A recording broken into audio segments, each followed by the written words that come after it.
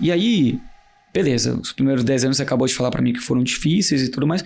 Qual foi o momento onde, sei lá, você falou...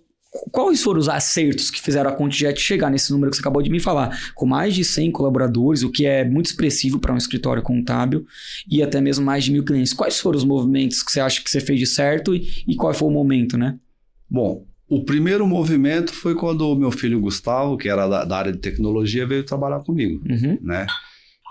Quando ele veio trabalhar no escritório, antes eu tinha que chegar para abrir o escritório e no final fechar para o pessoal ir embora. Sim. Primeira coisa, ele colocou uma fechadura eletrônica que era com a digital. Então aí já começou... Já melhorou a tua vida. Já começou a melhorar.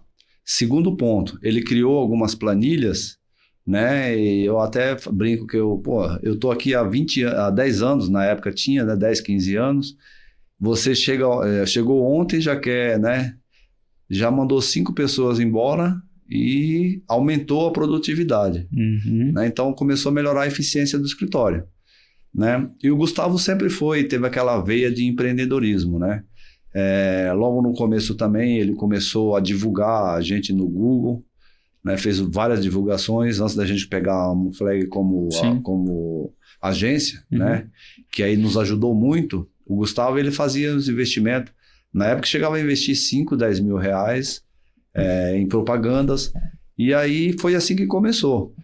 Em 2012, 2013 mais ou menos, a gente cresceu de 2012 até 2015, a ContiJet triplicou o tamanho, né? Aí em 2015 o André veio, ajudou muito na parte de processos, né?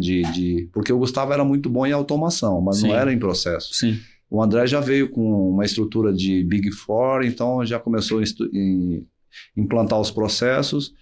Tudo isso facilitou o crescimento nosso. Sim.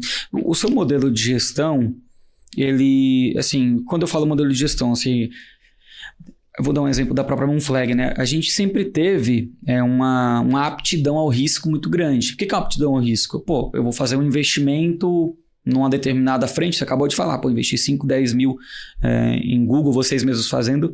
Por mais que isso, pode ser que isso seja muito distante para quem está me assistindo hoje, mas ao mesmo tempo tem gente que pode fazer isso, mas acaba não fazendo, pelo conservadorismo. Então talvez você também permitiu que seus filhos até tivessem a liberdade de propor ideias inovadoras, né? Porque se não tem essa aptidão ao risco, pô, eu estou disposto a perder esses 5, 10 mil, entendeu? Você é um cara que se considera uma pessoa, como eu posso dizer, mais arrojada na gestão da empresa. Como que você... Esses investimentos que você foi fazendo ao longo do tempo, pô, eu vou botar um cara aqui para mexer em automação, vou botar aqui investimento no Google, você chegou a absorver outras empresas, né? Tem um exemplo aí da fusão com a FisConnect, que eu quero depois você compartilhar tudo isso. Todas essas coisas são movimentos de coragem também. Como é que faz para ter coragem de apostar em coisas que você não sabe se vai dar resultado? Bom, o primeiro ponto, Matheus, é o seguinte: quem quer empreender tem que ter coragem, né?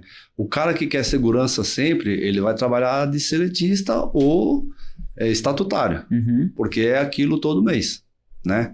Agora, se você quer crescer, se você quer ter algo além daquilo, você tem que ter coragem e empreender, né? Quando o Gustavo chegou, que ele falou que ia fazer esse aporte, eu também fiquei com o pé atrás. Aquela época, 5 mil reais era de muito... Hoje já imagine, há 10, 15 anos atrás.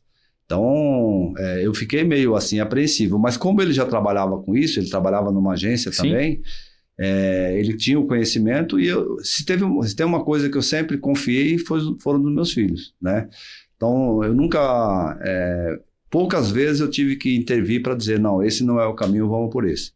Né? Também nunca fui centralizador, sempre deixei eles conduzirem e não me arrependo de nada que eu fiz até hoje. Então, a gente tinha, sim, um pouco de medo, mas eu sempre confiei no que ele dizia, porque ele trabalhava com isso, né?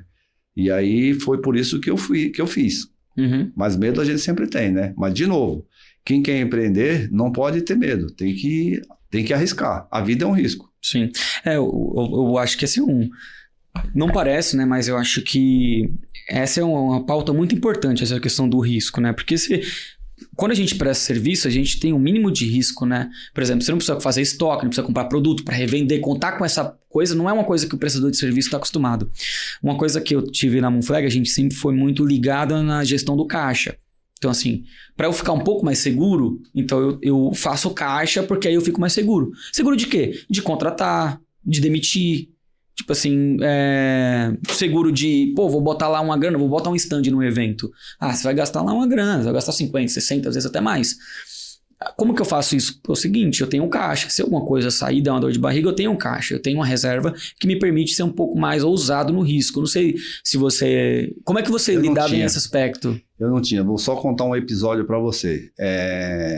Por eu ter conhecido algumas pessoas do mundo político, né?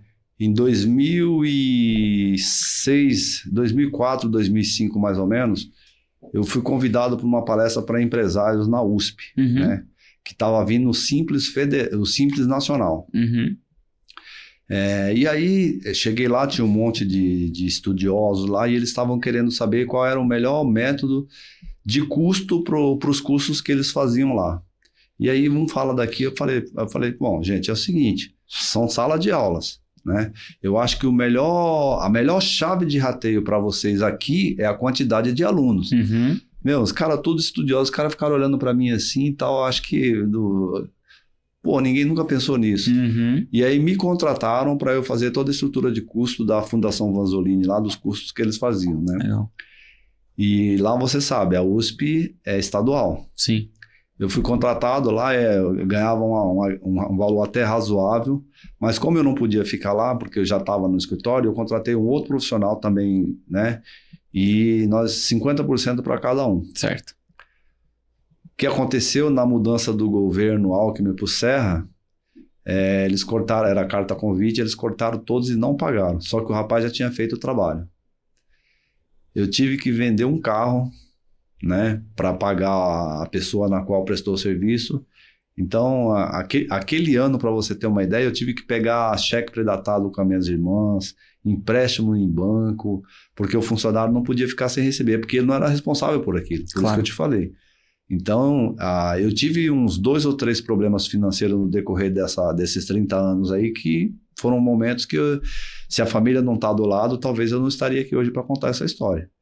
Mas, graças a Deus, deu tudo certo. É aquilo, quando você faz com afinco, sempre galgado em princípios, tudo dá certo, né? Mas imagino que também, mesmo esses problemas, eles trazem os aprendizados. Sim, né? Com certeza. Hoje eu não quero saber mais do ente público de forma nenhuma. Política é complicado. Já vi muitos empresários, eu trabalhava muitas empresas que faziam concorrência pública, né? E se o cara não te paga, você não pode protestar, você não tem como recorrer, é complicado. Então hoje, se você quer trabalhar com ente público, tem que ter uma reserva e precaução, porque é complicado. Mas eu não sei se você pensa parecido, mas eu acho que mesmo se você não trabalha com ente público, acho que tem uma reserva sempre prudente, porque você não é pego com calça curta, né? É uma coisa que eu converso muito com a galera, que eu dou essa dica. Qual é a diferença de hoje e do passado? Por exemplo, quando eu comecei a empreender, eu fiz um curso de estudo de viabilidade econômica, né? Então, fiz um estudo para saber o que era, como que era e como funcionava. Hoje, a maioria das pessoas que começam a empreender é porque ele perdeu o emprego e aí ele começa a empreender para substituir aquilo. E às vezes ele não tem esse caixa, né? Às vezes o empreendimento não dá certo.